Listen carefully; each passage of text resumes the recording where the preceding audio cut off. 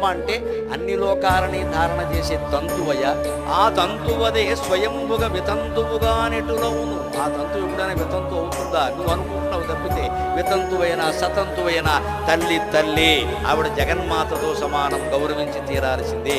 ఆవిడ ఎదురొస్తే సకల శుభాలు జరుగుతాయి. నేను గృహప్రవేశం చేసినప్పుడల్లా 30 ఏళ్ళు వితంతువుగా ఉన్న నా తల్లి చేత కొబ్బరికాయ కొట్టించి నేను గృహప్రవేశం చేశాను. పిచ్చి నమ్మకాలు వదిలిపెట్టండి. తల్లిని మించిన దైవం లేదు, తండ్రిని మించిన దైవం లేడు. వాళ్ళే కొబ్బరికాయ కొట్టాలి. వాళ్ళు ఏ స్థితిలో ఉండలేండి. వాళ్ళు నేను కొట్టలేను అంటే వేరే విషయం. వాళ్ళకే ముందు పడతాయి ఈ నమ్మకాల. ముందు ఆడాళ్ళే వదులుకోవాలమ్మా. ఆడాళ్ళకి ఎక్కువ అవుతున్నాయి బాగా. ఇచ్చారు ఏ రకంగా ఆక్షేపిద్దాం, ఏ రకంగా ఉండి రాకుండా చేసేద్దాం. అక్కడ దుర్మార్గపు కుళ్ళు బుద్ధులండి. ఇన్ని బుద్ధులు పెట్టుకుని మళ్ళీ నేను రోజు అమ్మవారి గుడికి వెళ్ళి దండం పెట్టుకుంటా. ఏం ఉపయోగం లేదమ్మా దాన్ని. అమ్మవారికి తెలుసు నువ్వు వాడుతున్న నాటకం. పెద్దాళ్ళని ఎంత అవమానిస్తున్నావో అమ్మవారు చూస్తాం.